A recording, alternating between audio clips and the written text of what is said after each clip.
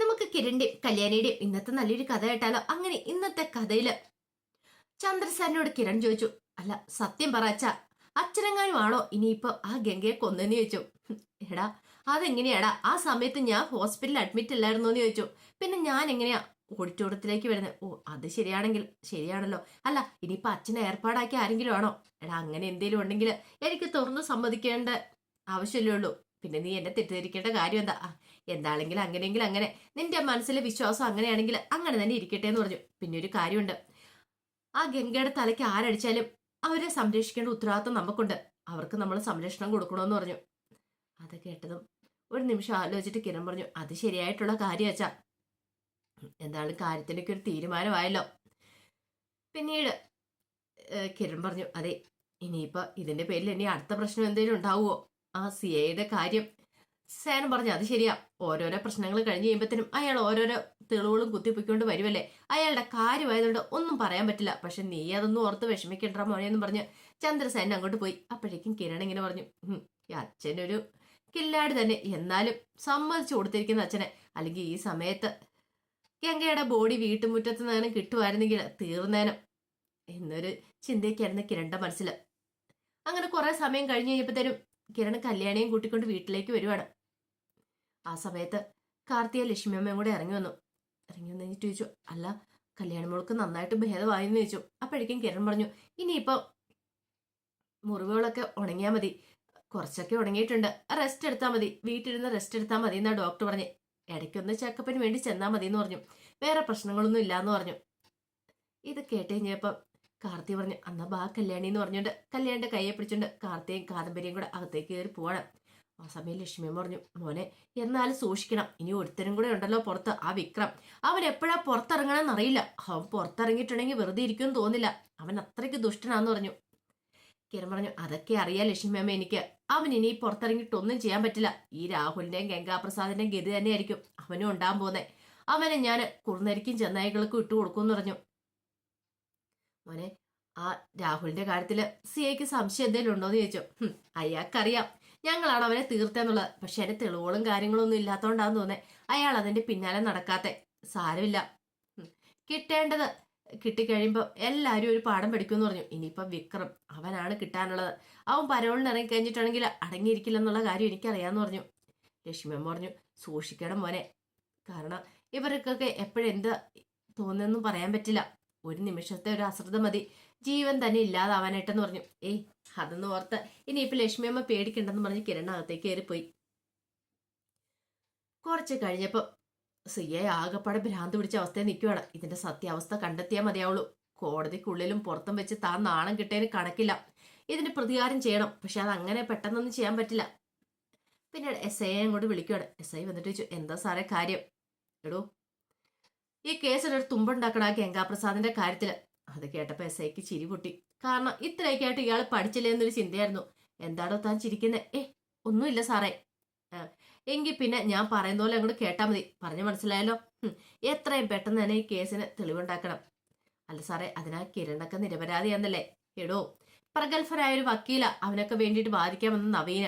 അപ്പൊ പിന്നെ അവനെ പോലുള്ള മാരൊക്കെ പുറത്തിറങ്ങിയില്ലെങ്കിൽ അത്ഭുതമുള്ളൂ.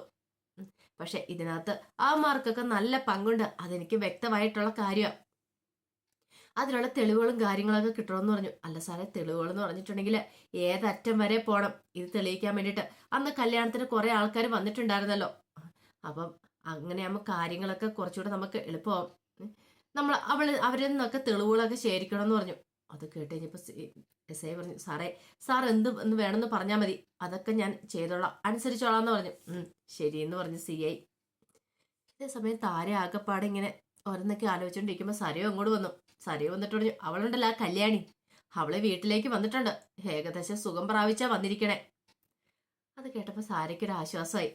ഇപ്പൊ നിങ്ങൾക്ക് സമാധാനമായി എന്നുള്ള കാര്യം എനിക്കറിയാം. പക്ഷെ ഒരു കാര്യം ഞാൻ പറഞ്ഞേക്കാം, അവൾ എത്ര സുഖപ്പെട്ട് വന്നെന്ന് പറഞ്ഞാലും കിരൺ എന്റേതാണ്, എനിക്ക് അവനെ സ്വന്തമാക്കിയാൽ മതിയാവുള്ളൂ.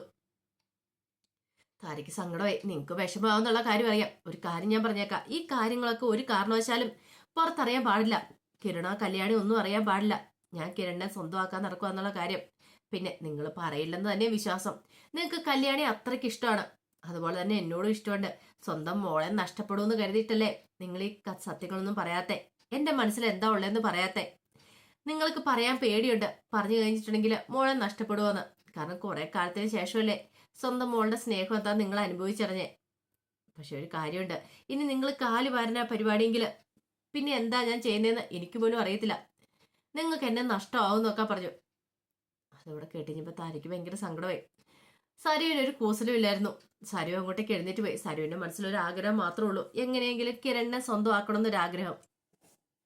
അങ്ങനെ രാത്രിയെ കഴിഞ്ഞപ്പോഴത്തേനും കിരണും കല്യാണിയും കിടക്കാനായിട്ട് ഇറങ്ങുവാണ്. ആ സമയത്ത് കിരൺ കല്യാണി ചോദിച്ചു, ഇപ്പോഴെങ്ങനെയുണ്ട്, വേദന കുറവുണ്ടോന്ന് ചോദിച്ചു. കുറച്ച് കുറവുണ്ട്. അതെ, കുറവുണ്ടെന്ന് പറഞ്ഞുകൊണ്ട് നീ അധികം അങ്ങോട്ട് എഴുന്നേറ്റ് നടന്നു ഒന്നും ചെയ്യണ്ട കേട്ടോ എന്ന് പറഞ്ഞു. അല്ല, ഡോക്ടർ പറഞ്ഞായിരുന്നു കുറച്ചൊക്കെ നടക്കാന്നാ പറഞ്ഞിട്ടുള്ളൂ. നിന്റെ സ്വഭാവം അനുസരിച്ച് നീ നേരെ അടുക്കളയിലേക്ക് പോകും, ഓരോന്നൊക്കെ ചെയ്യാൻ തുടങ്ങും. അങ്ങനെയൊന്നും ചെയ്യണ്ടെന്നാ ഞാൻ പറഞ്ഞേ. അങ്ങനെയൊന്നും ഞാൻ ചെയ്യത്തില്ല കിരണേട്ടാന്ന് പറഞ്ഞു. അല്ല, എന്നാലും ഞാൻ ആലോചിക്കുന്നേ, ആ ഗംഗാപ്രസാദ് തലക്കടിച്ച് ആരായിരിക്കുന്ന. അത് കേട്ടപ്പോ കിരൺ പറഞ്ഞു, അതാരെങ്കിലും ആവട്ടെ, അവന്റെ കഥ കഴിഞ്ഞല്ലോ എന്ന് പറഞ്ഞു.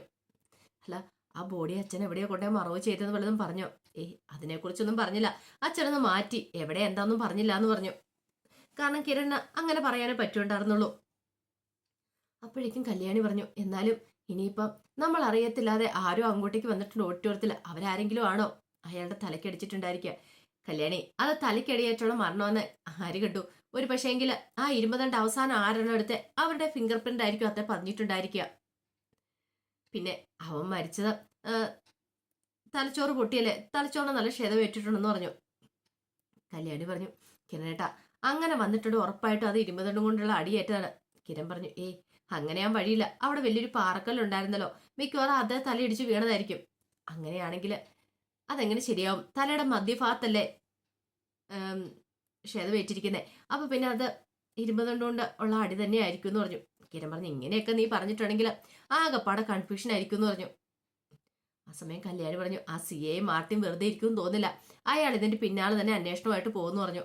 കിരൺ പറഞ്ഞു, അതെനിക്കും തോന്നുന്നുണ്ട്.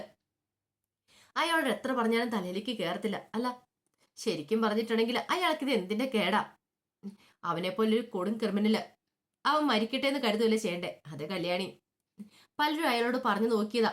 ഈ പറയുന്ന ഞാനൊക്കെ പറഞ്ഞ അവൻ എത്ര പേരെ കൊന്നിട്ടുണ്ടെന്നറിയാവോ? പക്ഷെ അയാളൊന്നും കേൾക്കണില്ല. അയാൾക്കൊരു പരാതി കിട്ടിക്കഴിഞ്ഞിട്ടുണ്ടെങ്കിൽ അയാൾ അതിന്റെ പിന്നാലെ പോവും, അതിന്റെ സത്യം കണ്ടെത്താൻ ശ്രമിക്കും. അയാൾക്ക് അങ്ങനെയാണ്, ഒരു പരാതി കിട്ടിയ അത് അന്വേഷിച്ചാലോ അടക്കം ആവുള്ളൂ എന്ന് പറഞ്ഞു. അത് കേട്ട് കഴിഞ്ഞപ്പോ കല്യാണി പറഞ്ഞു, കിരണേട്ട, എന്നാലും ഒരു പക്ഷേ ഇനി ഇതിന്റെ പേരിൽ നമ്മുടെ പുറകെ ഇനി അന്വേഷണം വരുമോന്ന് ചോദിച്ചു. ഒരു കാരണവശാലും ഇല്ല, നീ ധൈര്യമായിട്ടിരിക്കുക. പിന്നെ രാഹുലിന്റെ കാര്യം അറിയാലോ, അയാളെ കൊന്ന നമ്മളൊക്കെ തന്നെയെന്ന് അയാൾക്ക് നല്ല വ്യക്തമായിട്ട് അറിയാം, ഈ പറയുന്ന CAക്ക്. പക്ഷെ തെളിവുകളും കാര്യങ്ങളും ഒന്നും ഇല്ലല്ലോ, അതുകൊണ്ടാണ് അയാൾ പിന്നാലെ വരാത്തേന്ന് പറഞ്ഞു. കല്യാണി പറഞ്ഞു, എന്നാലും എനിക്കൊരു ഭയമൊക്കെ തോന്നുന്നുണ്ട് കിരണേട്ട. എന്തിനു പേടിക്കണം, ഞാനല്ലേ കൂടെയുള്ളേ. ഇനി നീ പേടിക്കൊന്നും വേണ്ട. ഇനിയിപ്പം നിന്റെ ആംഗ്ലം എടുത്തുണ്ടല്ലോ വിക്രം, അവൻ എപ്പോഴാ പരോളിന് ഇറങ്ങുന്ന അറിയത്തില്ല. അങ്ങനെ ഇറങ്ങിയിട്ടുണ്ടെങ്കിൽ അവന്റെ കാര്യത്തിലും കൂടി ഞാനൊരു തീരുമാനം ഉണ്ടാക്കും. ഞാൻ ചില കാര്യങ്ങളൊക്കെ തീരുമാനിച്ചു വെച്ചിട്ടുണ്ട്. ഇനി ഒരുത്തനെ നമ്മുടെ ജീവൻ നശിപ്പിക്കാനായിട്ട് ഞാൻ സമ്മതിക്കില്ല എന്ന് പറഞ്ഞു. കിരൺ അത്രയ്ക്ക് ദേഷ്യവും സങ്കടമൊക്കെ ഉണ്ടായിരുന്നു.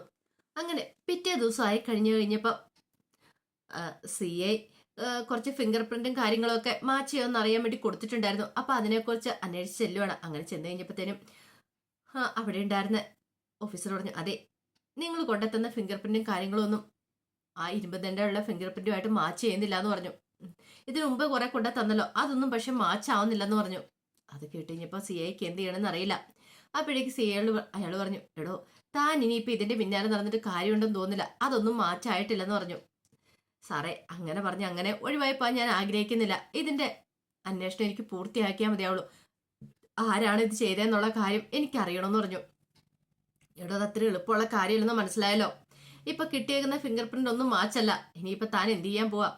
എന്ത് ചെയ്യണമെന്ന് എനിക്കറിയാം സാറേ, പക്ഷെ ഇത് ഞാൻ അങ്ങനെ വെറുതെ വിടാൻ പോകുന്നില്ല. ഏതറ്റം വരെ പോകാൻ ഞാൻ തീരുമാനിച്ചു. പിന്നെ 2-3 അമ്മമാര് പുറത്തിറങ്ങി നടക്കുന്നുണ്ടല്ലോ, അവന്മാർക്ക് ഇതിനകത്ത് എന്തെങ്കിലും പങ്കുണ്ടോ എന്ന് എനിക്ക് അറിയണം. എനിക്ക് ഉറപ്പുണ്ട് അവന്മാർക്ക് ഇതിനകത്ത് എന്തോ പങ്കുണ്ടെന്നോ. എടോ, അങ്ങനെ എന്തെങ്കിലും പങ്കുണ്ടെങ്കിൽ അവന്മാരെ കൊന്നെങ്കിൽ അവന്മാരുടെ ഫിംഗർ പ്രിന്റ് വരണ്ടല്ലേന്ന് ചോദിച്ചു. അത് ശരിയാ, പക്ഷെ ഇവിടെ മറിഞ്ഞിരിക്കുന്ന ഏതോ ഒരു കൊലയാളി ഉണ്ട്, ആർക്കും അറിയത്തില്ലാത്ത ഏതോ ഒരു കൊലയാളി. അവൻ അങ്ങോട്ടേക്ക് വന്നിട്ടുണ്ട്, ഈ കൊലപാതകം ചെയ്തിട്ടുമുണ്ട്. പക്ഷെ അതാണ് തിരിച്ചറിയണ്ടേ. ഉറപ്പായിട്ടും കണ്ടെത്തും, ഞാൻ അധികം വൈകാതെ തന്നെ കണ്ടെത്തും എന്ന് പറഞ്ഞ് ഒരാത്മവിശ്വാസത്തോട് കൂടിയിട്ടാണ് CA ഇവിടെ നിന്ന് ഇറങ്ങുന്നത്.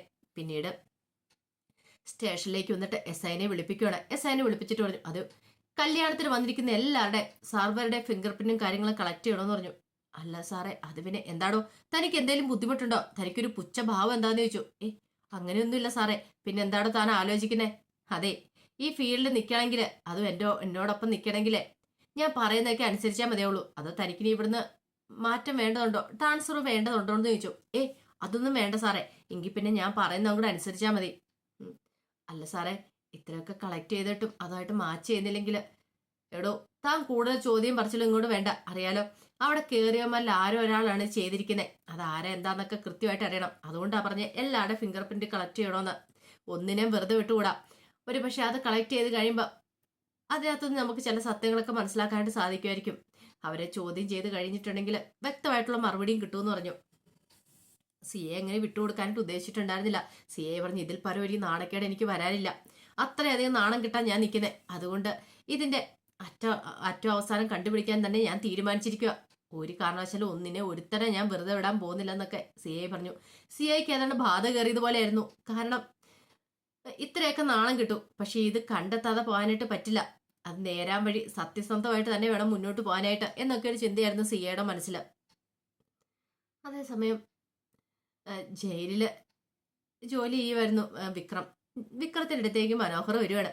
മനോഹർ വന്നിട്ട്, എടാ ഇനി നീ പുറത്തിറങ്ങിയാലും നിനക്ക് ആരും ഒന്നും ചെയ്യാനൊന്നും പറ്റില്ലടാ വിക്രം എന്ന് പറഞ്ഞു. അത് കേട്ടപ്പം വിക്രം പറഞ്ഞു, ചെയ്യാൻ പറ്റില്ലെന്നോ? നിന്നോട് ആര് പറഞ്ഞടാ? എടാ, ഗംഗാപ്രസാദും പിന്നെ അതുപോലെ തന്നെ രാഹുലും പുറത്തിറങ്ങിയായിരുന്നു ഇവിടുന്ന്. രണ്ടെണ്ണത്തിനും തീർത്ത് കളഞ്ഞില്ലേ? എന്നിട്ട് എന്തേലും ഉണ്ടായോ? ഇനിയിപ്പൊ നീ പുറത്തിറങ്ങിയിട്ടുണ്ടെങ്കിൽ നിനക്ക് ആ വിധിയായിരിക്കും കിട്ടാൻ പോകുന്നത്. അടങ്ങി ഒതുങ്ങി ജീവിക്കുകയാണെങ്കിൽ നിനക്ക് കൊള്ളാന്ന് പറഞ്ഞു. വിക്രം പറഞ്ഞു, നീ കൂടുതൽ എന്നെ പഠിപ്പിക്കാനൊന്നും വരണ്ട. ഈ വിക്രത്തിന് എന്ത് ചെയ്യണമെന്ന് എനിക്കറിയാം. പുറത്തിറങ്ങിയിട്ടുണ്ട്, ആദ്യം ഞാൻ തീർക്കാൻ പോകുന്ന ആ കല്യാണി ആയിരിക്കും എന്ന് പറഞ്ഞു. എടാ, കല്യാണിയും കിരൺ സാറിനെ ഒന്ന് തൊടാൻ പോലും നിന്നെ കൊണ്ട് സാധിക്കില്ല. കാരണം അവരൊക്കെ അത്ര പവർഫുൾ ആടാ. അവരുടെ മനസ്സൊക്കെ സത്യസന്ധമാ. അതുകൊണ്ട് അവരെ രക്ഷിക്കാനായിട്ട് ആരെങ്കിലും വരൂടാന്ന് പറഞ്ഞു. ഈ പറച്ചിലൊക്കെ കേട്ടാ തോന്നില്ലോ നീയാണ് അവരെ രക്ഷിച്ചേ. അവര് ആ ഗംഗയൊക്കെ കൊന്ന നീയാന്ന്. ആണെന്ന് ഞാൻ കൂടെ കൂട്ടിക്കോ. പിന്നെ ഒരു കാര്യമുണ്ട്, നീയൊക്കെ എങ്ങനെ നോക്കിയെന്ന് പറഞ്ഞാലും അവരൊന്നും ചെയ്യാൻ പറ്റില്ല എന്ന് പറഞ്ഞു. അത് കേട്ട് കഴിഞ്ഞപ്പോ ഭയങ്കര ദേഷ്യമായി വിക്രത്തിന്. വിക്രം വന്ന്, നീ നോക്കിക്കോടാ, ഞാൻ പോയിട്ട് ഇങ്ങോട്ട് കയറി വരും, അവരെയൊക്കെ ഇല്ലാതാക്കിയിട്ടോ വരത്തോളം എന്ന് പറഞ്ഞു. ഈ വിക്രം ആരാന്ന് നിനക്ക് അറിയത്തില്ല. എടാ, ശക്തി കൊണ്ടല്ലടാ ഞാൻ കളിക്കാൻ പോകുന്നത്, ബുദ്ധി കൊണ്ടാ കളിക്കാൻ പോകുന്നത്. എന്റെ ബുദ്ധി പ്രയോഗിച്ച് വലിയ വലിയ യുദ്ധതന്ത്രങ്ങളൊക്കെ മേയുന്നവർക്ക് ശക്തിയല്ല ഉള്ളത്, ബുദ്ധിയുള്ളത്. അവര് ബുദ്ധി ഉപയോഗിച്ച യുദ്ധം ജയിക്കുന്നത്, അല്ലാതെ ശക്തി കൊണ്ടല്ല എന്ന് പറഞ്ഞു. അതുപോലെ തന്നെ ഇവിടെ ഞാനും ചെയ്യാൻ പോകുന്നത്. നീ എന്നെ കുറിച്ച് ശരിക്കും അറിയാൻ പോകുന്നുള്ളൂ, നീയും കരുതിയിരുന്നു. പിന്നെ ഞാൻ ഇങ്ങോട്ടേക്ക് വന്നിട്ട് നിന്നെ ഞാൻ തീർക്കുമെന്ന് പറഞ്ഞു. അത് കേട്ടപ്പോൾ മനോഹർ പറഞ്ഞു, ഒറ്റ ഇടം അങ്ങോട്ട് ഇട്ട് വന്നോണ്ടല്ലാന്ന് ചോദിച്ചോണ്ട് കൈ ഓയിക്കൊണ്ട് ചെല്ലുവാണ്. രണ്ടുപേരും അടിയുണ്ടായിക്കൊണ്ടിരിക്കുന്ന സമയത്ത് ജയിൽ വാർഡൻ വിളിച്ചു. എടാന്ന് പറഞ്ഞ ഒറ്റ വിളിയായിരുന്നു. രണ്ടുപേരും ഞെട്ടിത്തെറിച്ച് നോക്കുകയാണ്. അപ്പൊ അതിന്റെ വിശേഷങ്ങളൊക്കെ ഇന്ന് കാണുന്നത്. ഇതിന്റെ ബാക്കി വിശേഷങ്ങളുമായിട്ട് വൈകുന്നേരത്തെ പ്രമോയി വരാട്ടോ. അതിനുമ്പ് ഒരു കാര്യം പറഞ്ഞോട്ടെ, വീഡിയോ ഇഷ്ടപ്പെടുവാണെങ്കിൽ ഒന്ന് ഹൈപ്പ് ചെയ്യാൻ മറക്കരുതേ. ആദ്യമായി കാണുന്നവരാണെങ്കിൽ സബ്സ്ക്രൈബ് ചെയ്യാനും മറക്കരുത് കേട്ടോ. ഒരിക്കൽ കൂടി എല്ലാവർക്കും ശുഭദിനം നേർന്നുകൊണ്ട് നിർത്തുന്നു.